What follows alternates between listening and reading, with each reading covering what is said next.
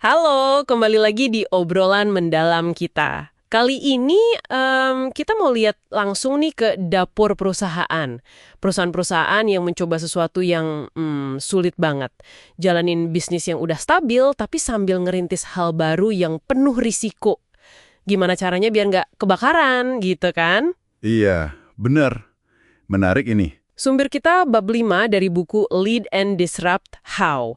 Isinya tuh 7 kisah nyata. Studi kasus lah, ada USA Today, Flextronics, Davita, dan lainnya. Kita mau bedah bareng gimana mereka itu menerapkan konsep ambidexteritas. Itu loh, kemampuan buat menggarap yang udah ada sekaligus buka lahan baru. Barengan gitu. Misi kita, cari tahu kunci sukses praktisnya. Nah, iya. Dan yang bikin menarik, ini tuh bukan cuma teori di atas kertas loh. Bab 5 ini nunjukin bukti lapangannya. Kita bakal lihat pola-pola penting dari kisah sukses mereka, tapi juga perjuangannya. Nggak gampang ternyata numbuhin inovasi dari dalam. Intinya sih, kita mau paham elemen apa aja yang bikin pendekatan dua kaki ini beneran jalan, gitu. Oke. Nah, dari 7 kisah ini, kayaknya ada benang merah yang kuat banget ya. Yang paling kelihatan tuh, unit-unit baru yang eksplorasi ini ternyata bisa minjem atau manfaatin aset keren dari induknya. Aset ya. Iya, bukan cuma modal duit loh, tapi bisa teknologi, merek yang udah dikenal orang, akses ke pelanggan, atau data penting. Ini jadi semacam senjata rahasia gitu, yang bikin mereka lebih unggul dari startup murni di luar sana. Bener banget. Contohnya kan usatoday.com. Mereka langsung dapat nama besar sama konten berita dari koran induknya. Gak perlu bangun dari nol kan? Atau Elementum di Flextronics, itu untung banget karena dapat akses data rantai pasok eksklusif. Mana ada startup luar punya itu. Justru itu poin krusialnya. Keunggulan ini bukan cuma suntikan dana aja, tapi yaitu akses istimewa ke aset induk ini nggak otomatis dapat gitu aja, nggak segampang itu. Oh gitu. Iya. Nah, disinilah faktor kunci kedua muncul terus nih di cerita-cerita itu. Perlu banget dukungan penuh dan perlindungan dari bos-bos paling atas. Pucuk pimpinan lah. Dukungan dari atasan ya? Betul, tanpa komitmen kuat dari C-level gitu, inisiatif baru nih seringkali dianggap, pengganggu aja, susah dapat sumber daya. Atau malah, yang lebih parah, bisa dimatiin pelan-pelan sama bisnis inti yang, merasa terancam atau lebih fokus ke untung jangka pendek. Wah, iya juga ya. Jadi kayak anak tiri gitu. Bisa jadi. Kita lihat aja contohnya di HP. Ingat kan kasus scanner portable-nya? Oh iya, yang scanner kecil itu ya? Nah, itu. Awalnya kan proyek itu hampir mati suri. Kenapa? Nggak ada backing kuat dari senior. Dananya malah dialihkan ke bisnis scanner flatbed yang udah jelas untungnya. Klasik sih itu. Baru deh jalan lagi setelah ada pemimpin divisi, siapa namanya? Phil Faraci, yang berani pasang badan. Dia bentuk semacam quasi-division, Quasi division apa tuh? semacam unit semi-independen gitu. Dikasih keleluasan khusus biar terlindungi dari birokrasi induknya. Baru bisa gerak. Oke, jadi emang perlu ada pagar pelindung ya? Persis. Sama kayak Nader Mikhail di Elementum, startup internalnya Flextronics itu. Dia ngaku sendiri kok, usahanya bisa gagal total kalau nggak ada restu dan perlindungan dari CEO-nya, Mike McNamara. Berarti peran pemimpin puncak itu vital banget ya? Banget. Nah, kasus HP sama Flextronics tadi itu nunjukin banget. Perlunya keseimbangan yang hati-hati. Perlu ada pemisahan yang cukup, baik secara struktur organisasi maupun budaya kerja.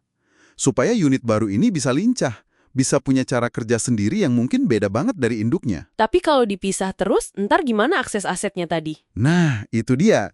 Makanya pemisahan total juga bahaya. Di sisi lain, perlu ada integrasi yang cerdas dan terarah, biar bisa akses aset kunci tadi. Oke, misah tapi nyambung ya? Iya. Dan satu lagi nggak kalah penting, butuh identitas bersama.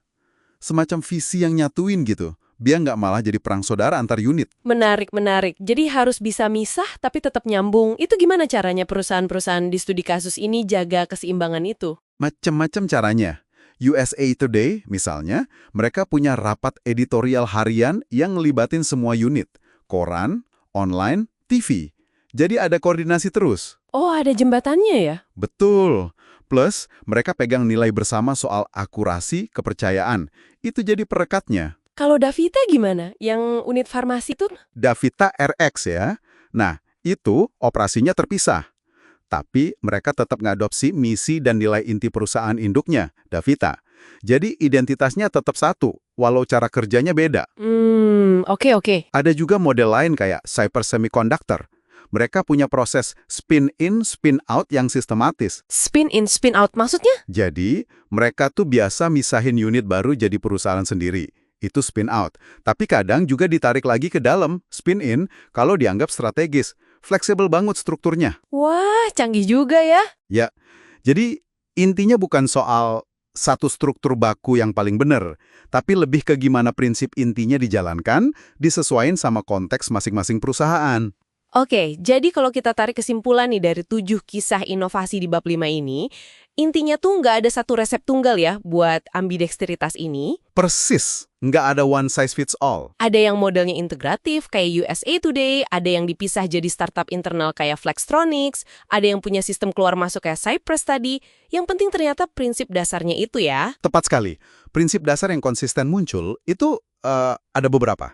Pertama, harus ada strategi yang jelas. Kenapa sih eksplorasi ini penting buat masa depan perusahaan? Harus jelas jawabannya. Oke, strategi dulu. Kedua, kemampuan buat manfaatin aset umik perusahaan induk. Itu keunggulan kompetitif utamanya, harus bisa digali. Manfaatin aset, sip. Ketiga, nah ini lagi.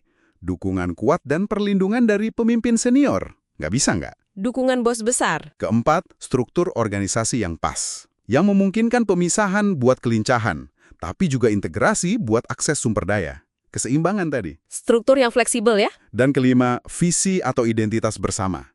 Sesuatu yang nyatuin semua bagian, meskipun cara kerjanya mungkin beda-beda di lapangan. Biar nggak jalan sendiri-sendiri. Oke, 5 prinsip kunci itu ya. Strategi, aset, dukungan atasan, struktur, dan visi bersama.